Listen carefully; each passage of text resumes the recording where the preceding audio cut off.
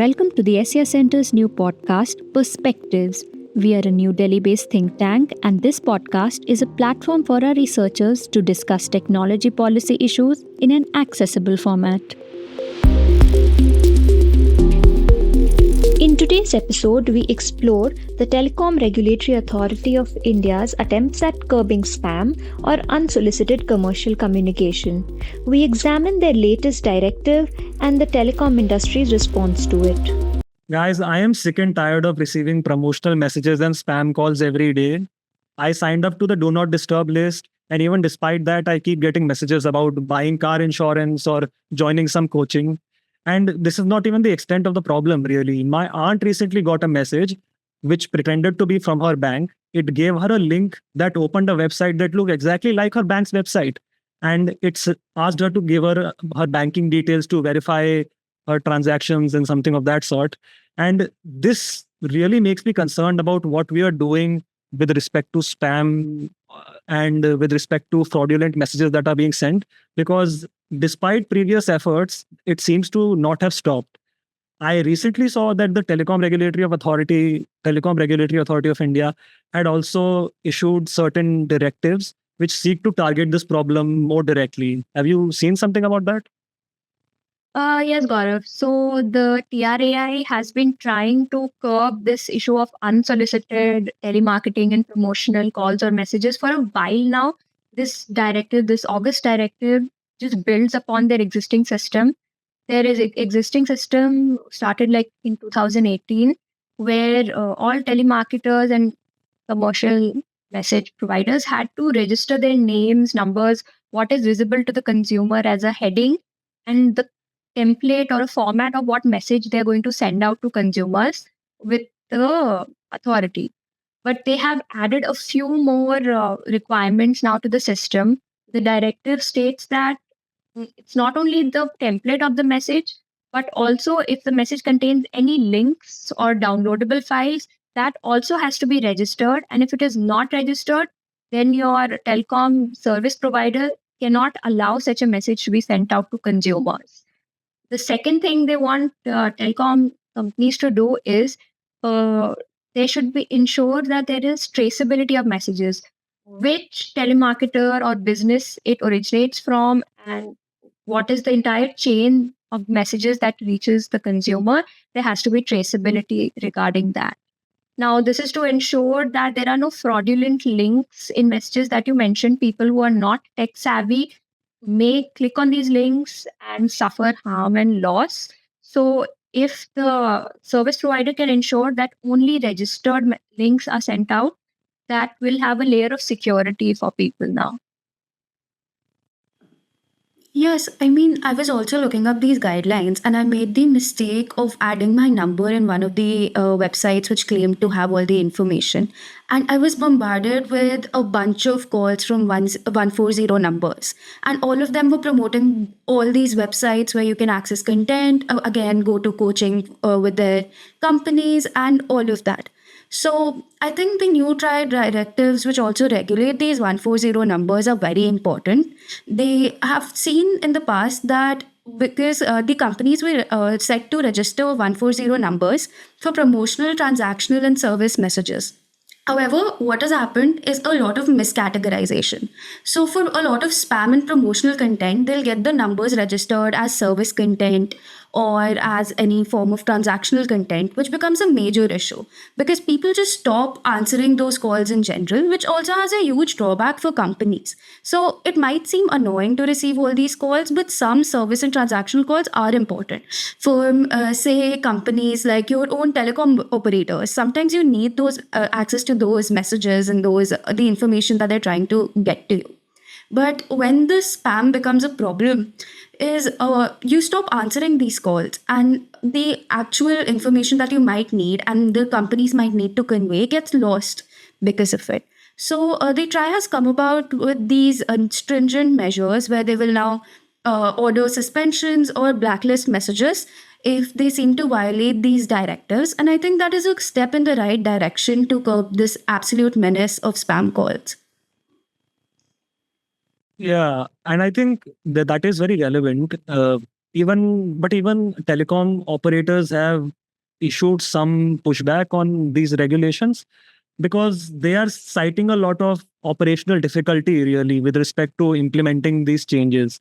For example, what you were saying, Akanksha, about registering links and registering the content of the messages essentially creates a lot of operational burden on telecom operators because previously they only had to register the names of the senders and they had to register a template by which most messages go. Now, if they have to check each and every link, that requires a lot of live checking of messages and that requires a lot of changes in the infrastructure. Uh, and they say that they require more time to make these changes, but the telecom regulator says that they have received enough time. But it's important for the telecom regulator to consider these unintended consequences that might come out of this, right? Because we saw this previously with RBI as well. RBI had previously given certain regulations regarding recurring payments on your credit card. They had made more stringent requirements and changed the infrastructure really, requiring more user consent. And even though it came from a positive place of empowering you regarding giving greater consent on your financial transactions, since banks and operators did not receive enough time to implement these changes, we saw that a lot of recurring payments and subscriptions and these kind of things got majorly disrupted, especially with regards to international operators and international transactions. And that really caused a problem for consumers in the end because they had to go through the issue of failed transactions and not being able to do transactions efficiently. So it is important for them to consider the unintended consequences that might come out of this. But there is another initiative that the TRAI has come about. They have recommended the creation of a caller ID system. Now, this might be familiar to you if you use third-party apps like Truecaller, which give you, whenever somebody calls you, you get information on the name of that individual who is calling you, and then you can make a decision about whether or not this is something relevant to you or not, right?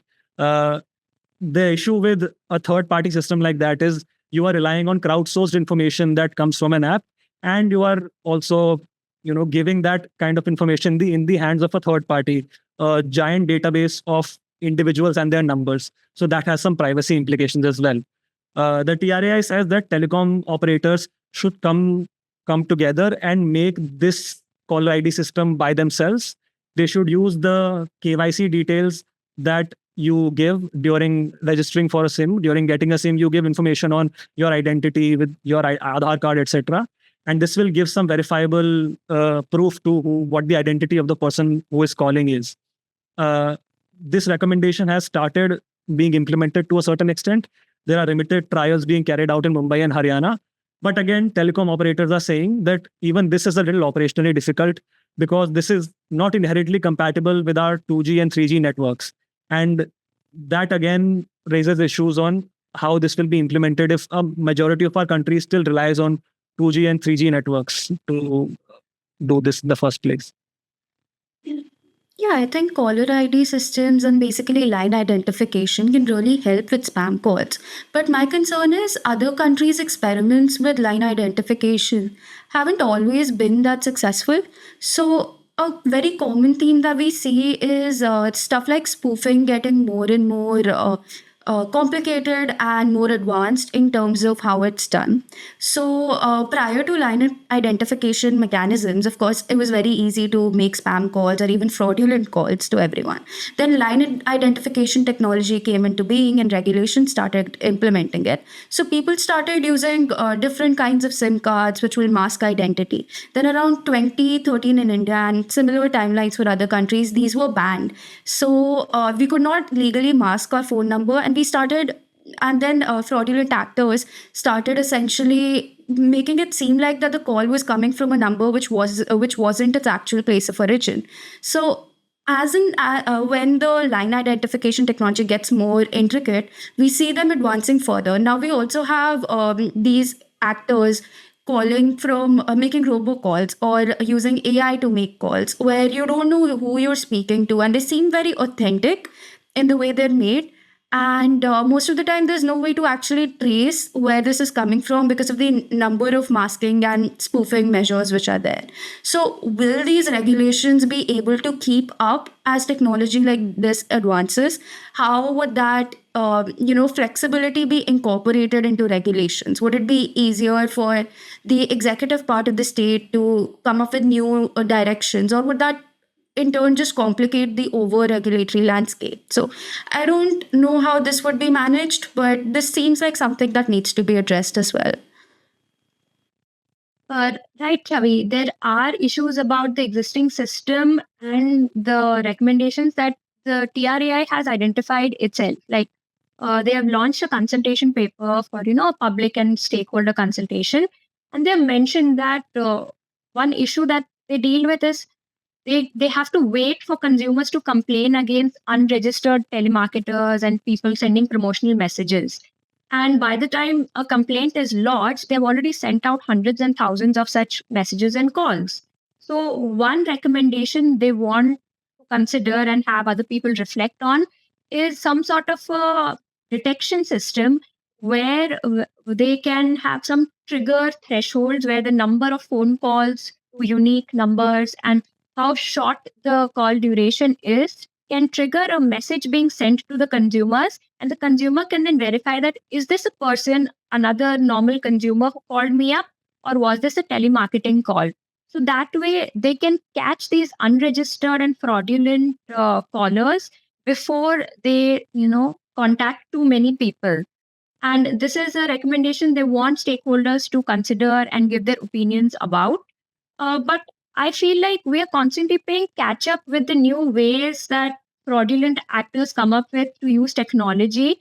And we need a more proactive approach to detection and penalizing these bad actors that are making our entire telecom infrastructure really burdened.